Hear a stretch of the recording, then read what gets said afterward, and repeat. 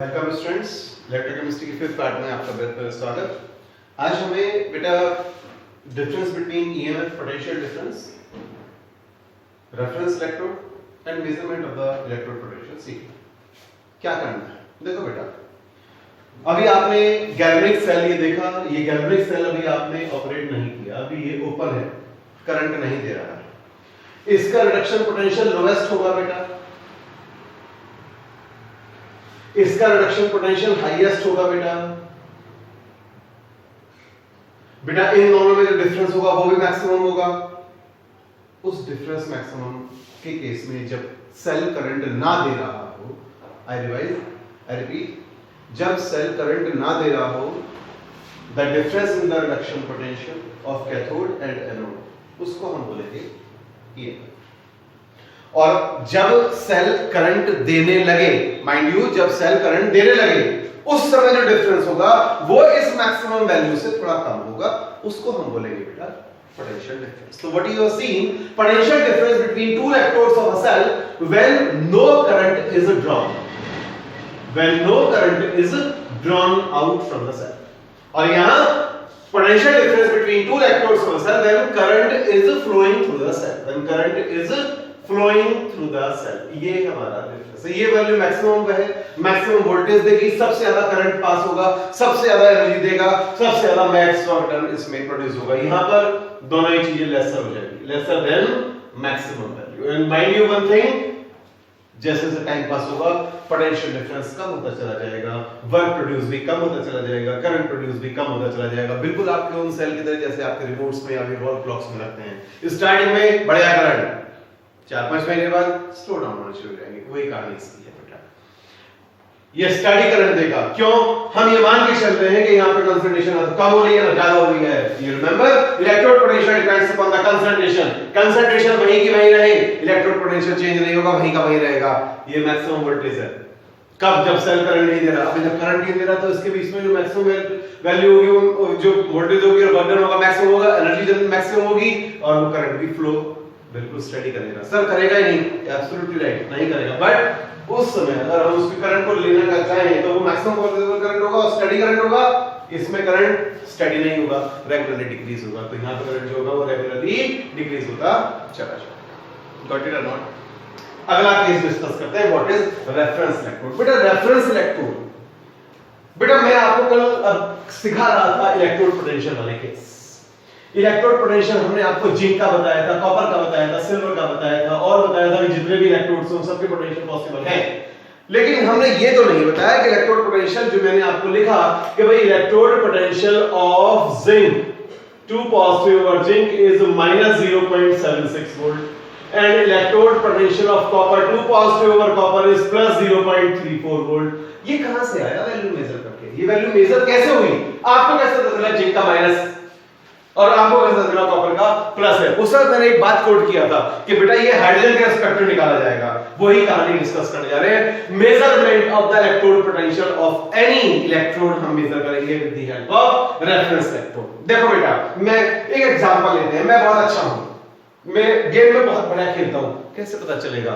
जब मैं अपनी परफॉर्मेंस किसी दूसरे के कंपैरेटिव शो करूंगा। 2 बैट्समैन है, खेलने आए, एक बढ़िया खेला, एक बेकार खेला। आप क्या कहोगे? यार ये ठीक है, जो बढ़िया खेला वो ठीक है बेटा खेलने में। समझ में आया? कंपैरिजन किया तभी वैल्यू पता चली, वही हम यहां पे पता करेंगे।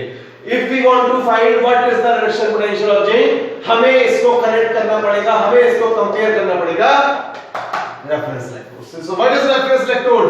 N electrode whose potential is known to us, an electrode whose potential is known to us, जिसका पोटेंशियल हमें पता हो उसको हम रेफरेंस इलेक्ट्रोड कहते हैं।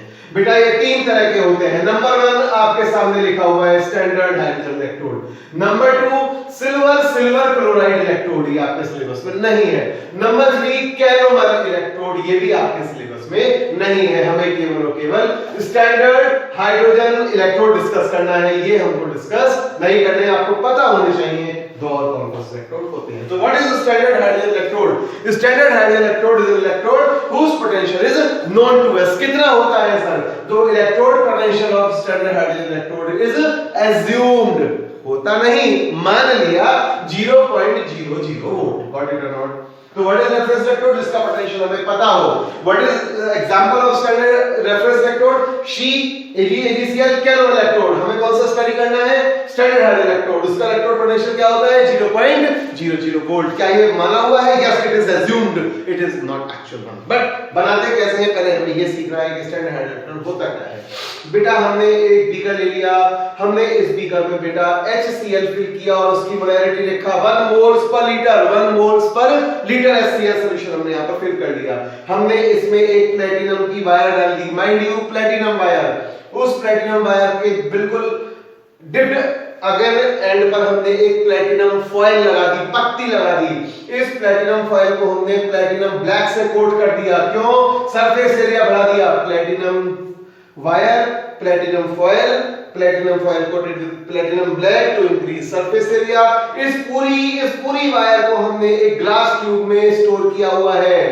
ये पूरी की पूरी वायर एक ग्लास ट्यूब में एनक्लोज्ड है, बंद है। उसके चारों, जैसे ये वायर तो उसके चारों ग्लास की एक पूरी की पूरी लेयर है, कोटिंग है। अब इसको हमने यहाँ पर एक और वायर एक्सटेंड कर दिया। ये करेक्ट जाकर होगी किसी गिवन इलेक्ट्रोड से, बिल्कुल उस तरह से। गॉट इट और नॉट? फिर से सीखते हैं।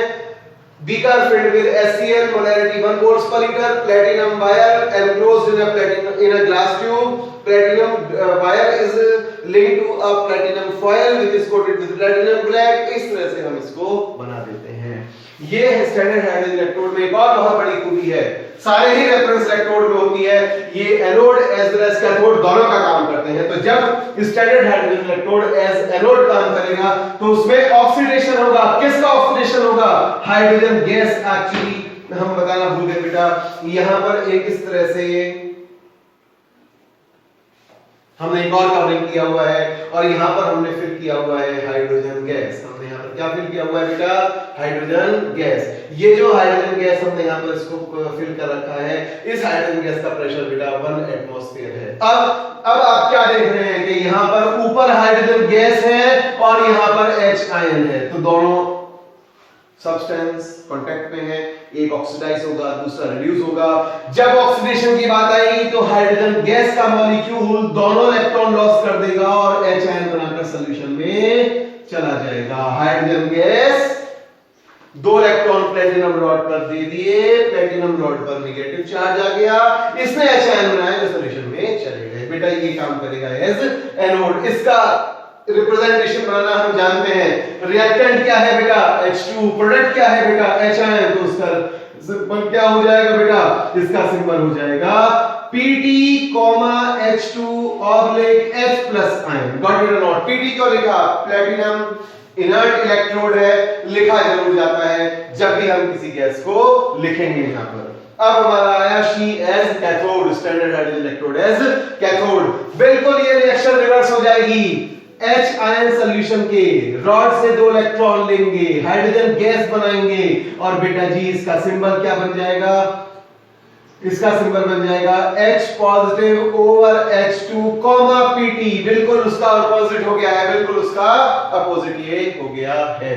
तो जो रिएक्शन है फिर से सीखते हैं। Standard hydrogen electrode beaker containing 1 mScl, platinum wire fitted with platinum foil, coated with platinum black, is enclosed in a container filled with hydrogen gas at 1 atmosphere.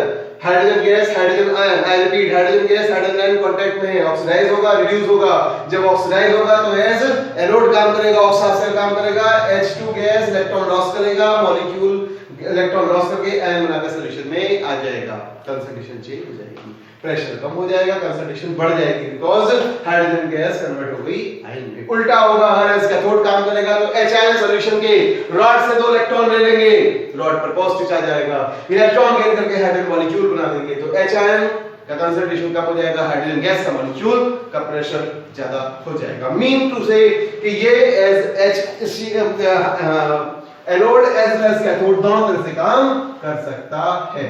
Got it और नॉट? अब हम सीखने जा रहे हैं बच्चों कि कैसे हम स्टैंडर्ड हाइड्रोजन इलेक्ट्रोड से किसी दूसरे इलेक्ट्रोड का पोटेंशियल पता कर सकते हैं। तो बेटा बड़ा आसान सा केस है, आपको मैंने दे दिया जिंक ओवर जिंक 2 पॉजिटिव और इसको मैंने कनेक्ट कर दिया बेटा SHE से।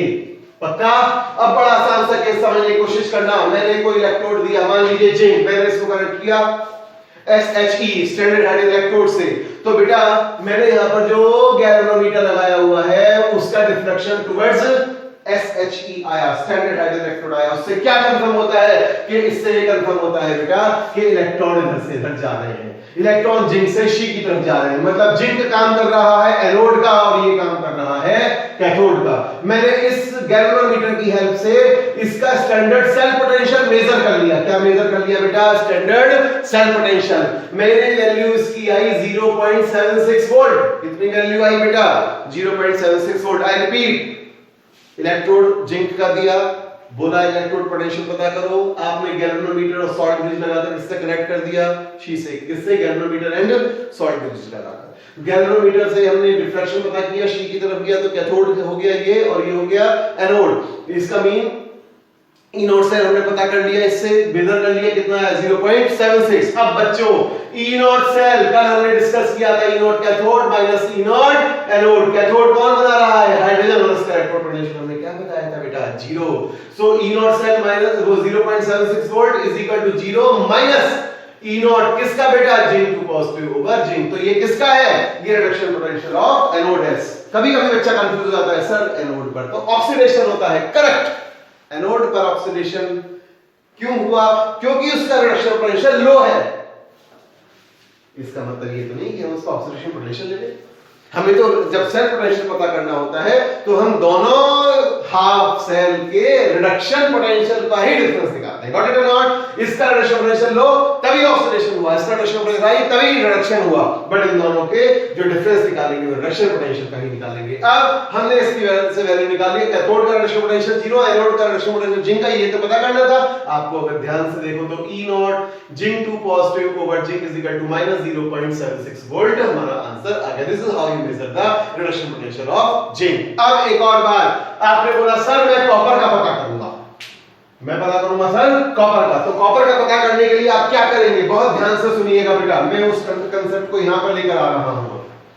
बेटा आपने लगा दिया copper over copper two positive electrode, इसको कनेक्ट कर दिया शी से, शी के बीच में आपने यहां पर बेटा सॉल्ट ब्रिज लगा दिया, और यहां पर आपने गैल्वेनोमीटर और मल्टीमीटर। बेटा इसका डिफ्लेक्शन आया कॉपर की तरफ। आप क्या समझेंगे कि सर कॉपर का क्या हो रहा है? कैथोड रिडक्शन हो रहा है, और उधर एनोड मींस ऑक्सीडेशन हो रहा है। तो मतलब शी काम कर रहा है एज एंड कैथोड, कॉपर काम कर रहा है एज कैथोड। तो हमें इसका रिडक्शन दिखाने के लिए हमें क्या दिखाना है? यहाँ पर सिंपल इसका रिडक्शन। सर दिखाना जरूरी है क्या? नहीं, केवल आप कॉपर इलेक्ट्रोड लिख सकते हैं, क्योंकि यहाँ पे दिखाने की जरूरत नहीं है। अब हमने इसके हेल्प से इसका सेल पोटेंशियल मेजर कर लिया, वो आया 0.34 वोल्ट। आपने लगभग क्या आंसर को फॉर्मूला लगाया, E not cell is equal to E not cathode किसका है? कॉपर का, तो आपने कॉपर लिख दिया, माइनस ई नॉट एनोड किसका है बेटा? हाइड्रोजन का। और बेटा ई नॉट कॉपर माइनस 0, और ये कितना ही 0.34। कितने बच्चे समझ गए केवल कॉपर की रिडक्शन वैल्यू क्या आ गई? 0.34 प्लस में मींस क्या निकला? रिडक्शन पोटेंशियल जिंक का नेगेटिव निकला, कॉपर का पॉजिटिव। जिंक का नेगेटिव निकलने का मतलब जिंक इज मोर रिएक्टिव, और कॉपर का पॉजिटिव निकलने का मतलब copper is lesser reactive than hydrogen. That is all for the case, but next part में डिस्कस करेंगे। Thank you.